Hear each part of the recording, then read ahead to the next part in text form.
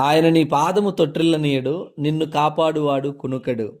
121 కీర్తన 3వ వచనం. నిన్ను కాపాడే నీ దేవుడు, మనలను కాపాడే మన దేవుడు, కునుకని నిద్రపోని దేవుడు.